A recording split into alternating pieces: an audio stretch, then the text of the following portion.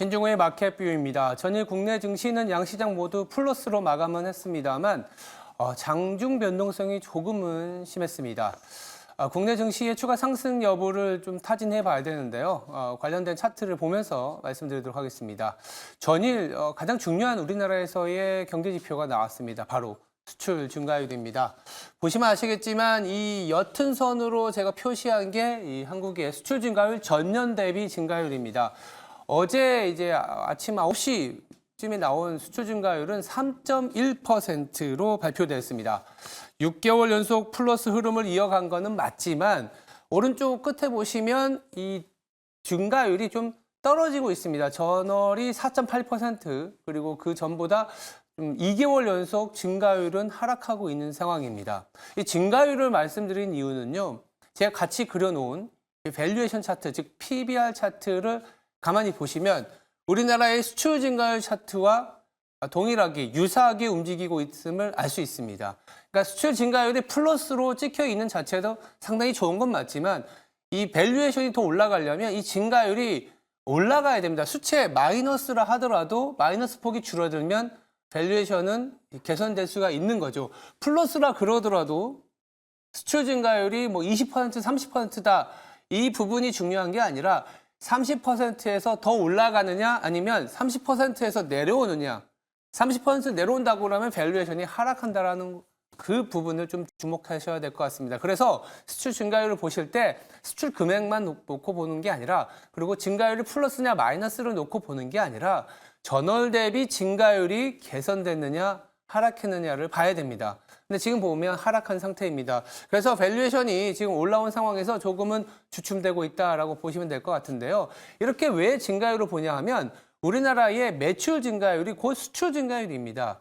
매출의 증가율이 올라가야 고정비를 커버하면서 영업이익이 나오고 이 증가율이 올라갈수록 영업 레버리지, 즉 마진율이 크게 개선되면서 ROE, 즉 자본 대비 이익이 늘어날 수가 있습니다. 그래서 매출 증가율이 올라가야 ROE가 개선되고 ROE가 개선돼야 PBR이 개선되는 그런 그림이기 때문에 수출 증가율이 중요한데 어제 나온 수출 증가율은 사실 좀 둔화됐습니다. 물론 일평균, 조업 일수를 감안한 일평균으로 보면 10%의 준수한 성적이긴 하지만 명목적으로 보면 증가율이 떨어졌다라는 부분들이 2700 중반에서 코스피가 치고 나가지 못하는 하나의 탑다운에서의 이슈라고도 볼 수 있습니다. 그렇다면 이 증가율, 수출 증가율이 2분기에는 개선될 수 있는지 그리고 나아가서 2024년 하반기까지 이 증가율이 올라갈 수 있을지가 우리나라 증시를 바라보았을 때 추가로 상승할 수 있는지에 대한 핵심, 키 포인트일 수 있는데요. 저는 그렇게 부정적이지 않습니다. 좀 낙관적으로 보고 있는데 다음 차트를 보면서 말씀드리겠습니다. 뭐 하나의 지표로 우리나라의 수출 증가율을 예단할 수는 없지만 가늠할 수는 있습니다. 말장난 같긴 하겠지만 가늠할 수 있다는 부분을 제가 빨간색으로 그려놓은 차트를 유심히 보시기 바랍니다. 빨간색으로 그려놓은 차트는 뭐 지속적으로 말씀드리는 글로벌 경기 선행지수 OECD에서 월간으로 발표하는데요. 이 경기 선행지수의 확산지수입니다. 확산지수는 뭐냐면 경기 선행지수에 포함되어 있는 국가별로 다 있지 않겠습니까? 글로벌 경기 선행지수니까 국가별로 선행지수가 상향, 개선된 국가와 그렇지 않은 국가의 비율입니다. 내려갈수록 경기 선행지수가 둔화되는 국가의 비율이 많아지는 거고 올라갈수록 경기 선행지수가 개선되는 국가의 비율이 높아지는 겁니다. 가장 우측에 보시면 제가 일부러 선행, 이게 빨간색이 우리나라 수출에 선행하기 때문에 선행성을 보이기 때문에 제가 일부러 한 8개월 정도 선행을 시켰습니다. 최근의 둔화폭은 어쩌면 예상이 되어 있었습니다. 물론 예상이 됐다 하더라도 실제의 데이터가 더 안 좋거나 내지는 좋다면 주가는 거기에 반응하지만 지금 예상된 대로 사실은 나오고 있다라고 보시면 될 것 같고요. 그렇다면 앞으로 남아있는 4, 5, 6, 7, 한 3, 4개월의 수출 증가율은 어떨 것 같냐?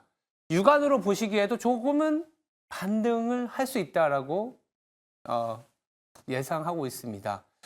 지난 연말부터 지금까지 시장에서는 경기 연착륙, 미국은 경기 연착륙, 중국은 계속 안 좋아지고 유럽도 에너지 비용 때문에 무너질 거다라는 얘기를 했었는데 경기 선행지수를 보면 유럽이 바닥에서 돌고 있고 미국은 간밤에 ISM 제조업 지수에서 보는 것처럼 이제는 노 랜딩은 거의 실현이 된 것 같습니다. ISM 제조업 기준으로는 2022년 9월 이후로 경기 위축 국면에서 1년 4개월 만에 경기 확장 국면으로 들어섰기 때문에 미국은 수요가 더 나아질 수 있다는 기대를 주고 있고 위안화는 약세를 보이고 있지만 중국도요.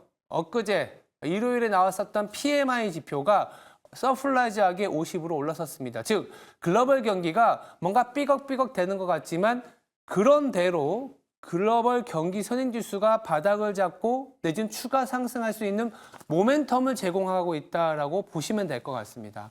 그래서 앞서 수출 증가율이 어제 얘기한 것처럼 전월의 4%대에서 3%대로 둔화되면서 우리나라의 증시가 더 상승하는 데 제한적인 역할을 하는 건 맞지만 선행지표를 보니 밸류에이션이 그리고 수출 증가율이 2분기에는 나아질 수 있다라는 기대감이 있기 때문에 주가가 크게 무너지지는 않고 있다. 이렇게 보시면 될 것 같습니다. 굉장히 중요한 시점이죠. 2분기 지표도 잘 나와줘야 되고 실적 시즌도 있는데 탑다운에서 보는 선행지표로는 크게 우려할 필요는 없겠다라는 얘기를 먼저 드립니다. 그래서 이어지는 증시 대담에서 이와 관련해서 국내 지수의 상승 조건이 조금 더 뭐가 필요한지 그리고 반도체의 주도력이 지속될지 이번 주 금요일에 예정된 삼성전자의 1분기 실적 가이던스가 있지 않습니까? 그러니까 삼성전자가 더 치고 나갈 수 있을지 시장을 버텨낼지 잘 챙겨보고요. 그리고 추가로 또 좀 챙겨봐야 되는 업종들에 대해서도 살펴보도록 하겠습니다. 오늘 하루도 저희와 함께 투자 준비하시기 바랍니다. 지금까지 신종호의 마켓뷰였습니다.